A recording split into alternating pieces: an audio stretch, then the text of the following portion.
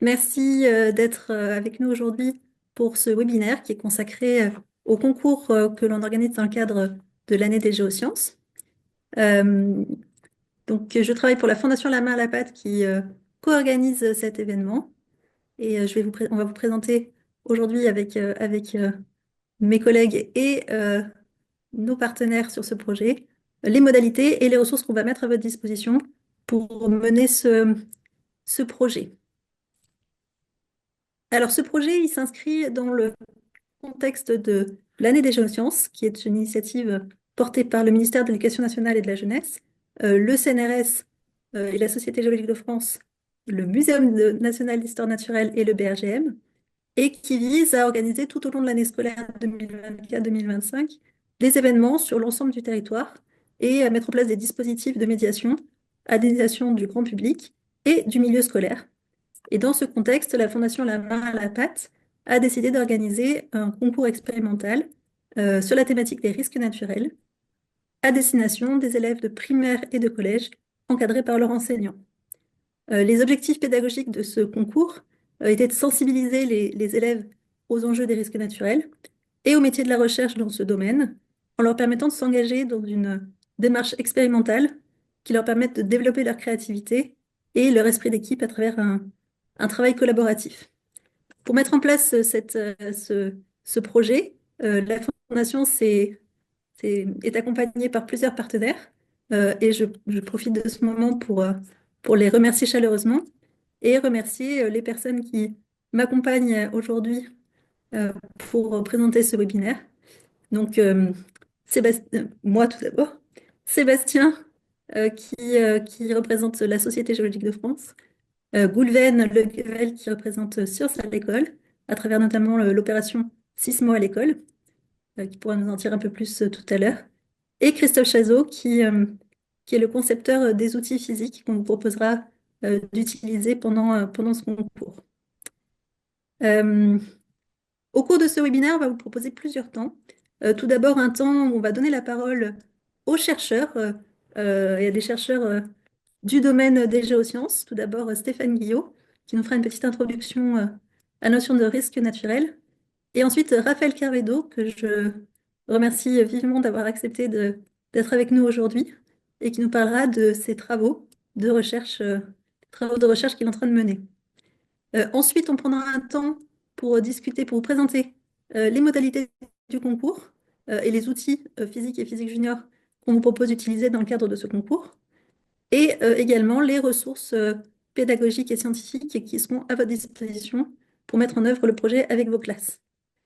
À la suite de ces 3 temps, on arrêtera l'enregistrement de ce webinaire et on vous proposera un temps où vous pourrez nous poser toutes les questions que vous avez et auxquelles on se fera un plaisir tous de répondre.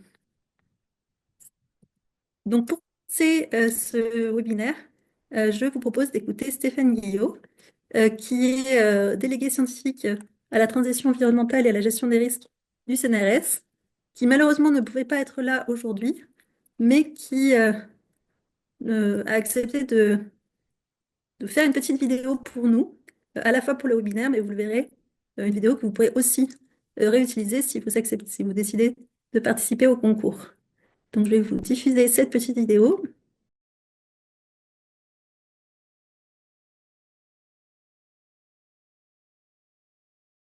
Bonjour à tous, je m'appelle Stéphane Guillot, je suis chercheur en géosciences à l'Université de Grenoble dans un laboratoire qui s'appelle ISTER, l'Institut des sciences de la Terre. Aujourd'hui, je vais vous parler des risques naturels. C'est la rencontre entre deux phénomènes, un aléa naturel, un événement comme une éruption volcanique, un séisme, un éboulement de terrain ou encore une coulée de boue. Et puis, c'est la rencontre avec une vulnérabilité, c'est-à-dire des infrastructures humaines, comme des maisons, des ponts, des villes, ou la population elle-même. L'intensité du risque va dépendre tout à la fois de la puissance de l'aléa et de la fragilité de la structure ou des humains qui sont impactés par cet aléa. Si on considère par exemple un pont, certains vont pouvoir être de très bonne qualité. Ils vont ainsi pouvoir résister par exemple à une inondation. Mais vous pouvez avoir des ponts qui sont anciens, mal construits ou mal entretenus qui, eux, vont être peu résistants à cette inondation. Ils seront donc vulnérables. La vulnérabilité, elle concerne aussi les humains. Ainsi, une population jeune va être plus résistante, par exemple, à une période de chaleur, alors qu'une population âgée, eh bien évidemment, sera plus vulnérable à cet événement de chaleur. Pour définir la notion de risque naturel, il est donc important de prendre en compte les deux paramètres, l'aléa d'une part et la vulnérabilité d'autre part. Prenons un exemple concret. Une forte tempête qui se produit au milieu d'un désert, loin de toute infrastructure humaine, aura très peu d'impact, et donc le risque sera faible. Mais si cette même tempête, de même intensité, frappe une ville et elle engendre des dégâts, alors l'impact de cette tempête sera fort, et donc le risque sera fort, et le coût à la fois humain et économique risque d'être élevé. Nous ne pouvons pas contrôler les aléas, nous les subissons. Par contre, nous pouvons agir pour réduire la vulnérabilité. Une chose que les humains, par exemple, savent faire, c'est anticiper ces phénomènes naturels dans la mesure du possible. On peut, par exemple, prévoir une tempête quelques jours à l'avance et ainsi se préparer. On peut ainsi adapter nos lieux de vie, facilitant, par exemple, l'écoulement des eaux au sein d'une ville. D'autres phénomènes, en revanche, restent difficiles à anticiper, comme les séismes. On peut par contre limiter leurs impacts en travaillant sur la qualité des infrastructures, en construisant par exemple des bâtiments parasismiques, c'est-à-dire qui résistent au séisme, mais aussi en formant les populations aux bons gestes à avoir en cas de séisme. Tous ces aspects sont étudiés par des scientifiques, des chercheurs au CNRS ou des universitaires, comme moi-même, qui travaillent sur les sciences physiques en lien avec les phénomènes naturels. Mais il y a également des chercheurs et des ingénieurs qui travaillent sur les architectures et les bâtiments, ou encore des chercheurs et des universitaires en sciences humaines et sociales qui travaillent sur le comportement des personnes en cas de crise majeure. Au quotidien, nous réalisons des expériences. Nous collectons des échantillons. Nous analysons des données, nous modélisons des phénomènes ou encore nous testons des solutions, et tout ceci en collaboration avec des gens dans notre laboratoire, d'autres chercheurs, mais également à travers le monde. Et nous confrontons nos idées à travers des publications et à travers des communications. Aujourd'hui, je vous invite à participer à un concours pour relever un défi, concevoir et mener votre propre expérience pour comprendre les phénomènes naturels et la vulnérabilité des personnes qui y sont exposées. Vous travaillerez en équipe, comme des chercheurs, et il faudra que vous ayez une démarche scientifique. Observer, émettre des hypothèses, réaliser vos expériences à l'aide d'outils et d'instruments de mesure, comme par exemple l'application physique sur vos tablettes et vos smartphones, et analyser les résultats afin de pouvoir en tirer des conclusions. Maintenant, à vous de jouer et bonne année des géosciences. Alors, cette vidéo qui a été réalisée avec Stéphane Guillot, euh, elle nous permet d'avoir un aperçu déjà de la notion de risque naturel avec, avec d'une part la définition avec les deux paramètres, d'une part l'aléa et d'autre part la vulnérabilité. Et elle nous permet d'apercevoir euh, le, le vaste champ d'études et de recherche qu'il peut y avoir autour de cette thématique. Et donc, elle a été réalisée pour être mise à votre disposition euh, et à la disposition de toutes les personnes qui participeront au concours pour que vous puissiez la diffuser à vos élèves et les inviter à participer au concours. À la manière des chercheurs, à la manière de Stéphane Guillot, mais aussi à la manière de Raphaël Carverdo, qui a accepté aujourd'hui de nous parler de ses travaux de thèse, puisque Raphaël est doctorant en troisième année de thèse au laboratoire ISTEP à Sorbonne Université. Et il travaille il est géologue, et il travaille sur la récurrence d'un événement de type tempête, tempête Alex dans la Roya, dans les Alpes-Maritimes, en se penchant sur le passé géologique du territoire. Et il a accepté aujourd'hui de nous en dire un petit peu plus sur son travail et sur ses travaux de recherche. Merci beaucoup, Raphaël, et je vais te laisser prendre la main pour nous Ouais. présenter un petit peu plus de travail et ce que tu peux faire dans tes travaux. Eh bien, bonjour à tous, je me présente, je suis Raphaël Carverdo, je suis donc doctorant à l'Institut des sciences de la Terre de Paris, comme il m'a été introduit, et j'effectue ma thèse sur une crue qui s'est déroulée en octobre 2020 dans les Alpes-Maritimes, et plus particulièrement dans la vallée de la Roya. Alors là, ici, on va parler d'une crue torrentielle, donc on va parler d'un type de risque bien spécifique. Alors, ça a déjà été, hop là, mon petit PowerPoint, ça a déjà été expliqué justement ce que représente un risque. Alors évidemment, je fais un petit rappel très rapide, mais c'est la conjecture en effet entre un aléa, donc ça peut être une inondation, un mouvement de terrain ou toute autre chose, une éruption volcanique, qui va finalement venir impacter, comme vous pouvez le voir sur ces deux petits graphiques tirés de Wikipédia et puis du finistère.gouv.fr, de ce qu'on va appeler la vulnérabilité ou les enjeux, c'est-à-dire la présence notamment une présence anthropique, soit par le biais de humains, entre guillemets, de vraies personnes, soit par le biais de routes, de ponts ou de bâtiments. Et lorsque l'aléa va se produire, eh bien justement, il peut toucher ces enjeux et donc provoquer ce qu'on va appeler, entre guillemets, un risque naturel. Alors, vous avez tout ça, ouais, vous a été défini juste précédemment, mais vous avez quelques petites illustrations de cet aléa, donc une inondation qui vient toucher des enjeux, ponts, habitations et autres, et c'est ce qui va créer le risque. Alors, récemment, décidément, mon PowerPoint se fait la malle, récemment, on a pu voir différents événements. On a eu, par exemple, à gauche, la crue de Valence, qui a fait qui a d'énormes dégâts et des impacts sur l'humain, avec plus de 225 morts, mais aussi un ensemble de matériaux qui ont été touchés, comme les bâtiments, les véhicules, comme vous pouvez le voir juste ici. Et puis, donc ça, c'était en octobre 2024, et puis un peu plus récemment, enfin, en juillet, à l'été dernier, on a eu aussi un mouvement de terrain en Isère qui correspond là, c'est un mouvement de terrain, donc à un glissement, comme vous pouvez voir juste ici, au-dessus d'une falaise, qui s'est donc, malheureusement, on a eu ce mouvement de terrain qui s'est produit, qui est venu impacter la carrière et aussi une route départementale, ce qui a bloqué une voie de communication. Donc, en effet, selon où se produit l'aléa et selon la position des enjeux, eh bien, vous allez avoir un risque, une vulnérabilité qui ne va pas du tout être la même. Alors là, vous avez un autre petit exemple que je vous montre. Là, c'est pris en montagne. Vous avez un mouvement de terrain. Alors là, faut me croire, en contrebas, il y a juste la suite d'une ravine et un torrent, mais il n'y a pas d'enjeu. Donc finalement, l'aléa se produit, mais derrière, il n'y a pas de risque associé parce qu'on n'a pas justement une présence anthropique présente sous la forme, je ne sais pas, de la présence humaine, de ponts ou d'infrastructures. Donc les aléas se produisent tout le temps et de différentes intensités, bien sûr, et ils ne représentent pas toujours un risque. Maintenant, je vais faire un petit focus pour ma part sur mon sujet de thèse, parce que je travaille sur une crue torrentielle qui a touché trois vallées du sud-est de la France en octobre 2020. Donc, ces trois vallées, la Tinée, la Vésubie, ainsi que la vallée de la Roya, qui est l'objet de mon étude.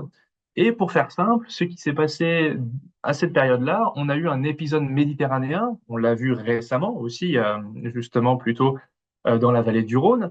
On a eu en fait un cumul très important pluviométrique en l'espace de 12 à 24 heures. Et dans le cas de la Roya, sur la, comment dire, la cartographie de son bassin versant, en fait, les pluies se sont cantonnées, comme vous pouvez le voir, là où on a la couleur plutôt jaune, avec 650 mm en 24 heures. Alors, ce que ça représente un petit peu concrètement, c'est l'équivalent de 6 à 7 mois de pluie qui est tombé, voilà, simplement en l'espace de 12 à 24 heures.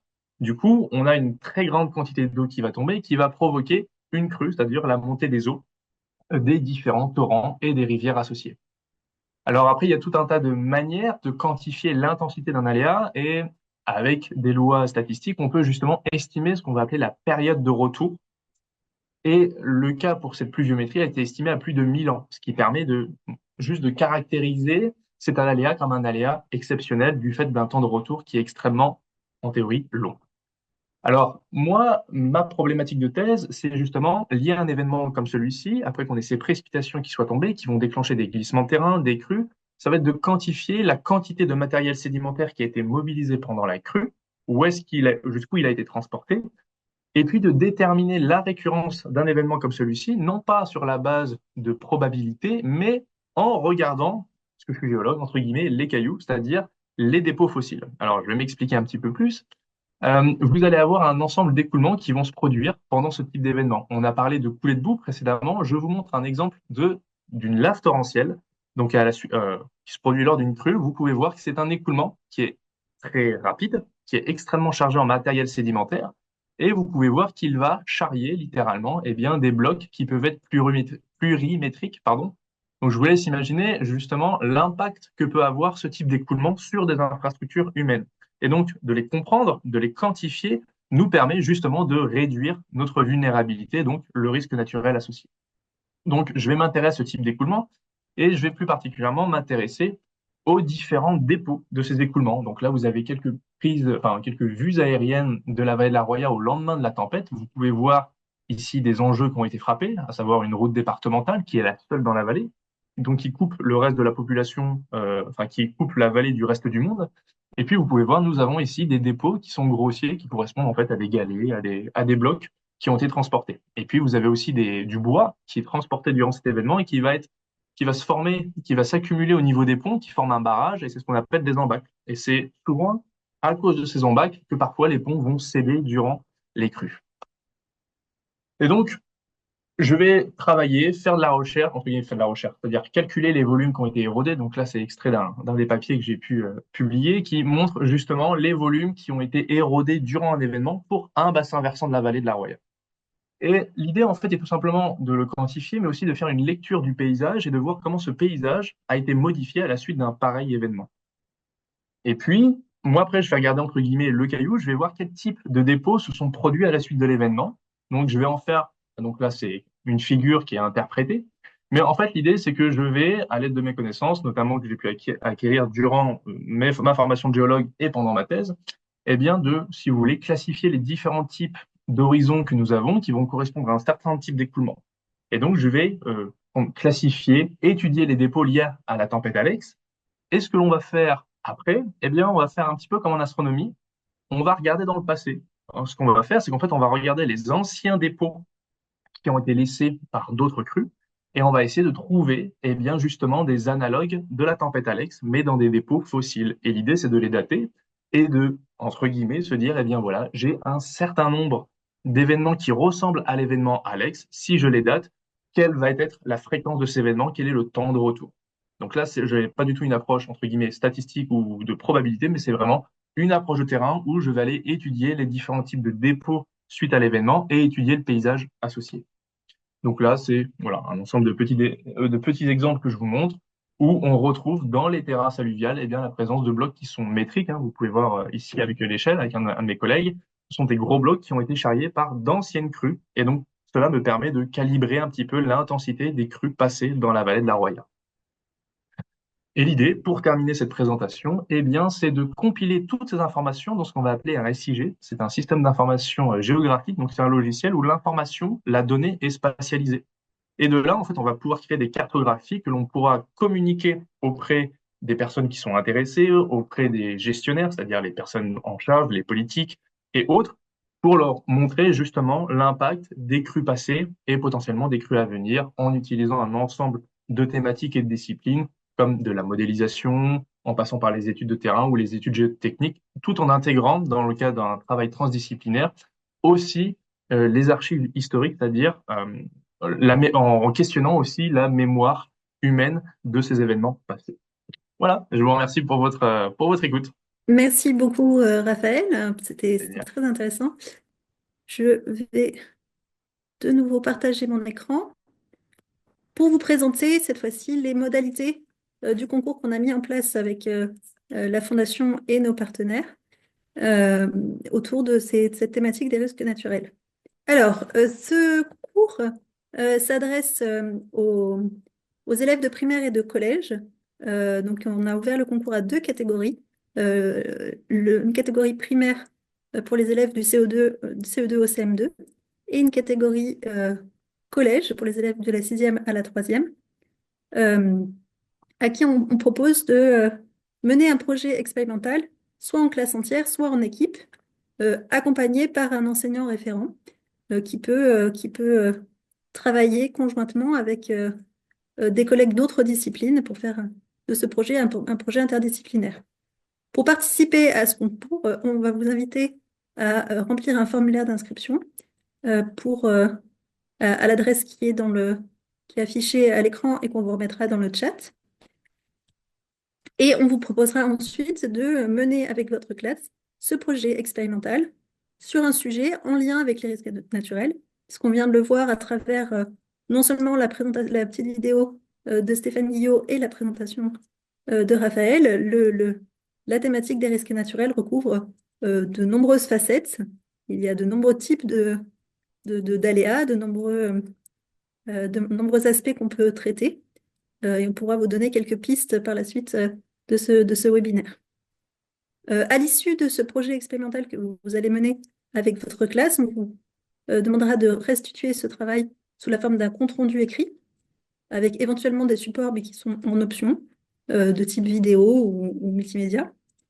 Et au cours de ce projet, on vous proposera d'utiliser les outils numériques physique et physique junior que Christophe Chazot vous présentera dans un instant. Ces outils peuvent être utilisés de deux façons, soit pour tenir un cahier d'expérience numérique, soit pour vous aider à faire des mesures.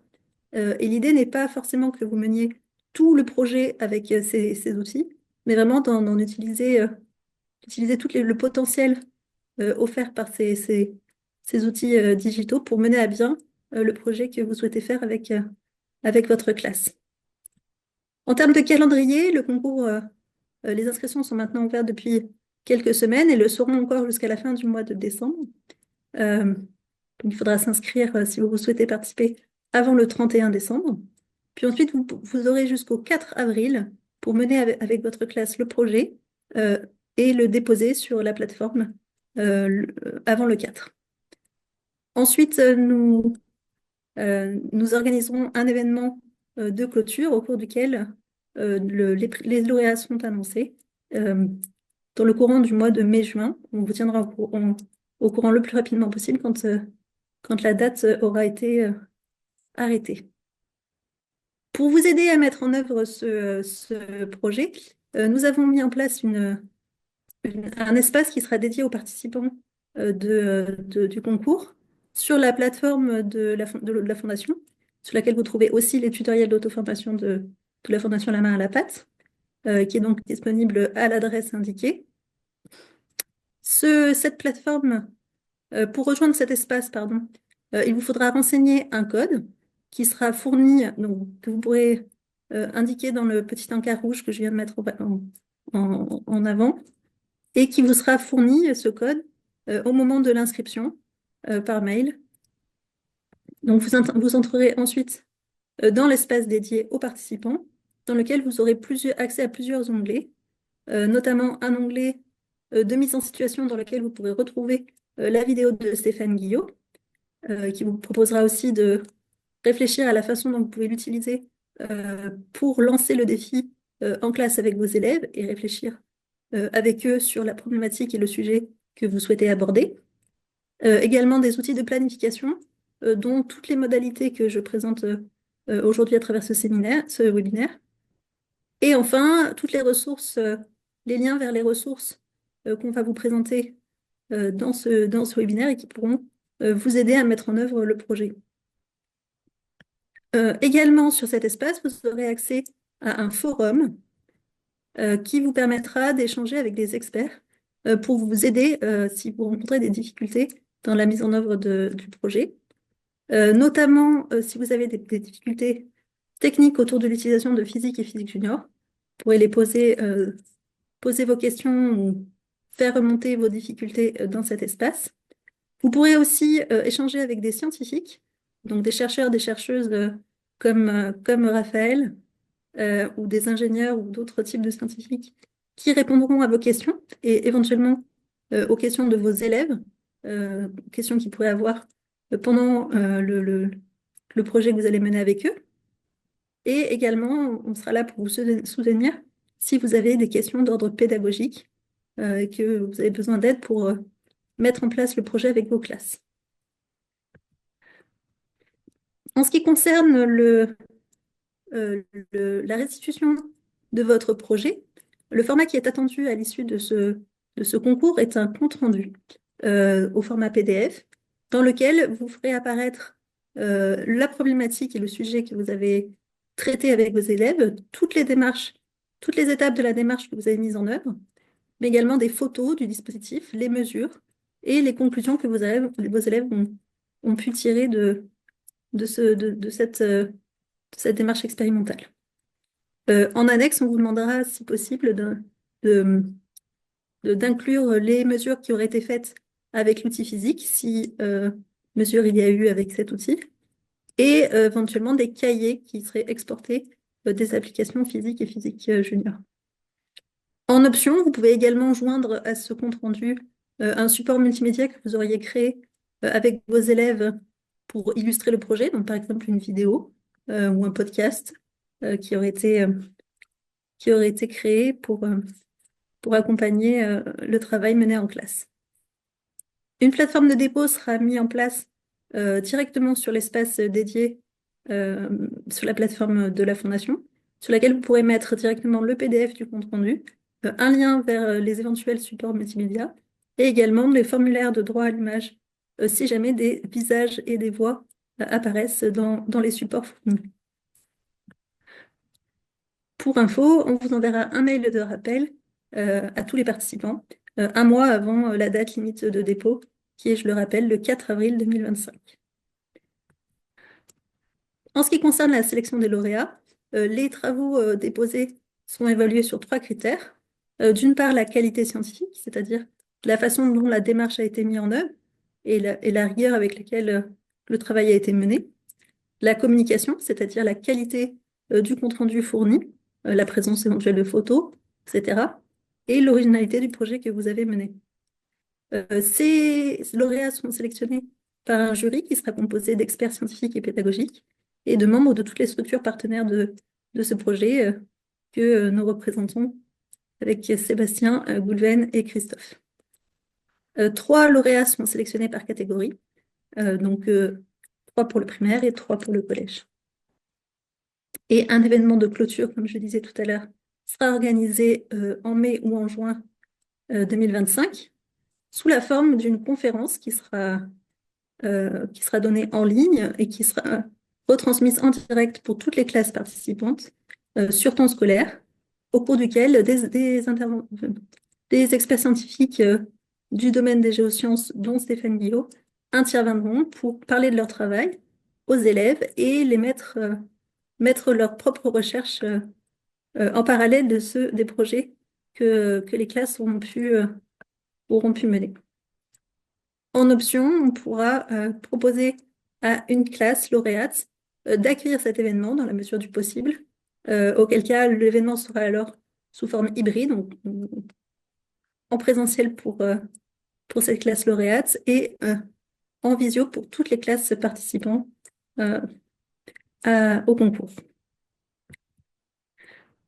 Alors maintenant, je vais laisser la parole à Christophe Chazot, qui est le concepteur des outils physique et physique junior, pour qu'il vous en dise un petit peu plus sur ces outils et sur la façon dont ils peuvent être intégrés à vos projets. Bonjour à tous. Christophe, je te laisse. Oui, bonjour à tous. Donc les applications physique et physique junior ont été créées en partenariat avec la Fondation La Main à la Pâte et sont des applications gratuites qui utilisent les smartphones ou les tablettes et capitalisent sur l'ensemble des capteurs qui sont présents à l'intérieur de ces smartphones pour produire un certain nombre de mesures. Donc, à l'intérieur des smartphones, vous avez des accéléromètres, vous avez des magnétomètres, vous avez l'appareil photo qui peut servir à filmer une séquence de mouvements, vous avez microphone pour capter des sons. Donc, vous avez énormément de capteurs différents dont on tire parti à l'intérieur de ces 2 applications. Donc, ces 2 applications se transforment en instruments de mesure qui vous permettent de mesurer des phénomènes physiques autour de vous. Elles sont gratuites, disponibles sur Android ou iOS. Il n'y a pas besoin du dernier iPhone. Il marche à peu près sur tous les matériels qu'on a essayés. Et c'est utilisé par environ 30 000 élèves par mois pour faire des mesures sur le son, la lumière, le mouvement, les couleurs. Voilà. Donc, prochaine diapo. Alors, peut-être une dernière chose avant de passer à la prochaine diapo, c'est que les outils physique et physique junior sont des outils de mesure, des instruments de mesure, mais également l'ensemble des données qui sont enregistrées peuvent être mises dans des cahiers. d'expérience qui sont associées à ces deux applications. Donc, chaque fois qu'une mesure est faite, elle va dans le cahier d'expérience. Et une fois dans le cahier d'expérience, elle peut être analysée sous forme de graphique, où on peut recadrer, on peut zoomer, etc. On peut aussi faire des mesures comme des interpolations, du fitting, etc. Et puis, on peut rajouter du texte, des photos, des commentaires pour en faire un vrai cahier d'expérience qui après peut être exporté sous forme de document PDF ou sous forme Excel si on veut garder que les mesures, ou même en format Python, ce qui permet au tableau d'être en format horizontal plutôt que vertical. Physique est utilisé essentiellement au collège et au lycée, et physique junior est utilisé pour le cycle 3. Physique junior est plus orienté cahier d'expérience et mesure, alors que physique est plus orienté mesure et cahier d'expérience. Donc, il y en a un qui a un focus sur la mesure et l'autre qui a plus un focus sur le cahier d'expérience. Voilà. Si tu passes à la prochaine diapo. Alors bien sûr, les smartphones et les tablettes n'ont pas tous les capteurs dont on aurait besoin, particulièrement pour étudier le genre de phénomène autour des risques naturels. Et donc, on a donné également la possibilité de connecter des microcontrôleurs et des capteurs externes à physique. Donc, vous pouvez soit connecter un Arduino, Microbit ou ESP32 auquel vous avez connecté des capteurs par exemple sur la température ou sur le mouvement, ou sur la pression atmosphérique ou la distance ou le rayonnement infrarouge. Enfin, là, vous avez des exemples de capteurs qui peuvent être utilisés avec physique. Donc, vous pouvez soit utiliser un microcontrôleur qui est un outil qui est présent dans la plupart des lycées et des collèges puisqu'ils sont utilisés en cours de technologie et la plupart de ces capteurs sont également présents dans vos établissements. Mais vous pouvez, si vous ne voulez pas ou si vos élèves ne sont pas à l'aise à reprogrammer un microcontrôleur pour envoyer les données sur l'application physique, on a également conçu des petits boîtiers qui s'appellent Physique Connect, sur lesquels la plupart des capteurs du commerce peuvent être connectés pour acquérir les données et soit les stocker en local sur cet appareil, soit les retransférer à Physique et à Physique Junior sur les tablettes et les smartphones des élèves. Voilà un peu l'application, enfin les deux applications, et puis le boîtier Physique Connect que vous pouvez utiliser pour étudier les risques naturels. Si vous avez des questions ou si vous voulez en savoir plus, vous avez ici nos coordonnées. Donc pour en savoir plus, vous pouvez aller sur le site physique.org ou sur le site de la main à la pâte, qui a également un grand nombre de pages consacrées à physique, ou sinon vous pouvez nous contacter sur juliette@physiquelab.org et nous répondrons à vos questions pour vous aider. Voilà, nous avons aussi préparé un petit dans l'onglet articles où nous avons tous nos posts de blog. Vous pourrez également retrouver un document que nous avons fait spécifiquement sur l'utilisation de physique pour étudier les risques naturels dans le cadre du concours. Voilà, merci et encore une fois, on est à votre disposition. L'application est gratuite, donc et sans, et il n'y a pas besoin de s'inscrire ou quoi que ce soit. Les élèves la téléchargent, ils n'ont pas besoin d'y rentrer leur mail, etc. Tout ça est RGPD. Et quand ils en ont plus besoin, ils la détruisent. C'est à peu près ce que font tous les élèves. C'est pour ça qu'elle est utilisée dans de nombreux lycées et collèges de France et ailleurs. Voilà. Merci beaucoup, Christophe. Alors, je rebondis justement sur ta présentation pour vous dire que dans le cadre du concours, nous allons proposer aux participants qui le voudraient de participer à 2 sessions de formation en janvier pour découvrir ces 2 outils, physique et physique junior. Un peu plus en détail. Donc, au cours de cette heure de formation, on vous proposera de découvrir les fonctionnalités principales des 2 applis et de les prendre en main à travers un pas à pas qui vous permettra de créer et remplir un premier cahier d'expérience et de faire une première mesure avec ces outils. Donc, pour participer à ces sessions de formation, vous pourrez, en remplissant le formulaire d'inscription au concours, cocher la petite case correspondante ou bien directement sur l'espace dédié de la plateforme, retrouver un formulaire d'inscription à l'onglet Outils de planification. Et pour ceux qui ne pourraient pas assister à ces sessions de formation, nous proposons aussi sur la plateforme 2 tutoriels consacrés chacun à physique et physique junior pour découvrir ces outils, notamment à travers plusieurs mises en situation sur de différentes thématiques, le son et le mouvement pour physique, et les couleurs et la mesure de la taille pour physique junior. Ce qui me permet d'arriver à la partie de ce webinaire consacré aux ressources et aux pistes de travail qu'on va vous proposer pour préparer votre projet, le projet que vous mènerez avec vos élèves. Pour ce concours des risques naturels, la première phase qu'il va falloir mener, ça va être de circonscrire le projet que vous allez mener avec vos classes à une thématique, parce qu'on l'a vu, les risques naturels, c'est une thématique qui est assez large et que vous pouvez aborder de différentes façons. Vous pouvez l'aborder sous l'angle de la connaissance des phénomènes naturels. Donc, par exemple, en choisissant un phénomène naturel que vous allez étudier avec vos classes, que ce soit les risques d'inondation, comme Raphaël Carverdo nous a présenté, ou bien, par exemple, les volcans, les séismes, les tsunamis, etc. Ou bien en l'abordant plutôt sous l'angle de la façon, des mesures à prendre pour réduire les risques. Donc, par exemple, comment est-ce qu'on peut construire un bâtiment qui résisterait à un séisme? Comment est-ce qu'on surveille et comment est-ce qu'on détecte un séisme, etc.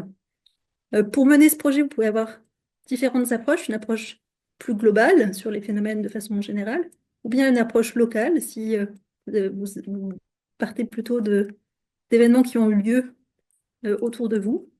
Et surtout, c'est une thématique qui est propice à une approche pluridisciplinaire, puisqu'on peut très facilement lier les sciences de la Terre avec la géographie et l'éducation civique à travers un projet comme celui-ci. Pour vous aider à mettre en place le projet, voici quelques exemples de ressources pédagogiques qui sont à disposition sur le site de la Fondation, et notamment le projet Quand la Terre gronde, qui s'adresse au cycle 2 et 3 et qui comprend 10 séquences à travers 4 parcours possibles. Un parcours autour des volcans, un parcours autour des séismes, un parcours autour des tsunamis et un parcours plutôt avec une approche locale autour de la commune face aux risques. Ce projet comprend un grand nombre d'éclairages pédagogiques et scientifiques qui vont aider l'enseignant à prendre en main les différents parcours, mais également des animations multimédia qui pourront être utilisées en classe avec les élèves. Pour le cycle 4, on vous propose d'explorer ce défi avec physique sur l'origine des vibrations d'un séisme. Donc, il y a vraiment un exemple de la façon dont l'outil physique peut être utilisé pour mener un projet autour de cette thématique. Ici, le principe est d'utiliser l'accéléromètre pour mesurer et détecter la vibration qui est générée lorsqu'on modélise la rupture d'un matériau pour générer un séisme. Et donc, c'est vraiment une façon d'exploiter le potentiel des smartphones et des tablettes qui sont disponibles pour faire des sciences autour de la thématique et des risques naturels. Autour des risques climatiques et météorologiques, voici 2 exemples de séquences qui peuvent vous aider et vous inspirer sur cette thématique. Une séquence consacrée aux risques naturels en littoral, au cours duquel, à travers des études et des documentaires, les élèves s'intéressent à l'évolution de la perception que l'humanité a de l'océan, en partant d'une image d'un océan qui est nourricier mais dangereux à plutôt un océan qui peut être fragilisé. Et les élèves peuvent faire le lien entre l'attractivité du littoral, mais aussi le manque de précaution et l'augmentation des risques dans ces zones côtières. De l'autre côté, une séquence sur les conséquences de la fonte des glaciers avec une expérimentation qui permet de travailler sur l'origine de l'élévation du niveau des mers en comparant la fonte de la banquise à la fonte des glaciers continentaux et qui permet de mettre cette élévation du niveau des mers en lien avec les conséquences, conséquences sanitaires et sociales qui sont engendrées. Je vais laisser la parole maintenant à Goulven qui travaille pour Sciences à l'école, qui nous présente un peu les ressources qui sont disponibles du côté de Sciences à l'école pour vous aider à mettre en place le projet. Merci beaucoup, Pauline. Bonjour à tous. Donc, effectivement, moi, je suis professeur à la cellule de ressources de Sciences à l'école. Donc, pour remettre un petit peu le contexte, Sciences à l'école, c'est un dispositif ministériel qui s'occupe d'un certain nombre de projets en lien avec les sciences, principalement les sciences physiques, la chimie et les géosciences, et puis un petit peu de la biologie également. Et donc, on s'occupe d'un certain nombre d'opérations de promotion des sciences pour les enseignants et les élèves. Alors, nous nous occupons de différentes opérations et différents plans d'équipement notamment. Et dans le cadre de ces plans d'équipement, nous avons produit au cours des dernières années plusieurs ressources, dont la plupart sont en fait accessibles en ligne. À tous. Donc, juste pour vous les présenter rapidement, alors sans faire trop une liste, mais pour montrer un peu la diversité de ce que vous pouvez avoir. Déjà, sur notre chaîne YouTube, vous pouvez avoir accès aux différents webinaires qui ont été proposés, produits lors de ces 3-4 dernières années. Et une grande partie de ces webinaires évoquent des sujets qui sont en fait en lien avec les risques naturels, notamment dans le cadre de deux de nos opérations, qui sont Sismo à l'école et Météo à l'école. Donc, je vous ai mis par exemple trois thématiques qui pourraient vous intéresser. Donc, un premier sur les événements météorologiques remarquables en 2023. Nous allons d'ailleurs produire en janvier 2025 un nouveau webinaire sur cette fois-ci le climat en 2024 en partenariat avec Météo France. Donc, ce sera une nouvelle ressource qui pourra vous intéresser. Également une conférence sur la thématique prévoir le temps, un problème physique et également mathématique. Donc là, un webinaire qui peut vous intéresser pour mettre en lien un peu ces différentes sciences et puis qui pourrait être une source d'inspiration pour vos futures mesures. Et puis un webinaire également qui a été proposé par un de nos partenaires d'Infoclimat, Sébastien Brana, sur la manière dont on peut utiliser des données qui sont disponibles sur leur site, je vais vous en parler juste après, en classe pour parler de météo. Alors, sur la diapo suivante, vous avez donc un focus sur, voilà, sur Infoclimat. Donc, le lien vous sera donné vers cette plateforme. Donc, Infoclimat, c'est une association qui recueille un certain nombre de données météorologiques en France et à l'étranger également. Donc, ils ont un certain nombre de stations météorologiques qui sont connectées entre elles et donc toutes les données sont disponibles en direct sur le site Infoclimat. Donc, vous pouvez recueillir des données météorologiques qui pourraient vous être utiles dans l'élaboration de votre projet, qui proviennent de stations météorologiques qui sont proches de votre établissement, même peut-être dans votre établissement, si certains d'entre vous font partie du réseau. Et donc sur le site d'Infoclimat, vous allez retrouver à la fois ces données météorologiques dont je vous parle, également des ressources pédagogiques, donc on a du niveau lycée, mais surtout du niveau collège pour ce qui va vous intéresser, au moins une partie d'entre vous. Donc, ce sont des activités ou des séquences qui ont été produites par des enseignants de nos réseaux, qui ont été testées en classe, qui ont été validées, qui ont été également validées par l'inspection avant d'être publiées en ligne. Et puis, vous avez également des fiches scientifiques pour le coup de tout niveau, à la fois pour du cycle 3 et du cycle 4, qui peuvent également vous intéresser, vous donner des pistes sur des sujets abordés dans ce cadre.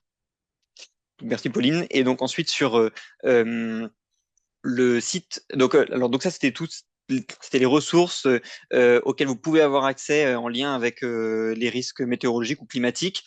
Nous travaillons également dans le cadre d'une opération Sismo à l'école sur les risques sismiques.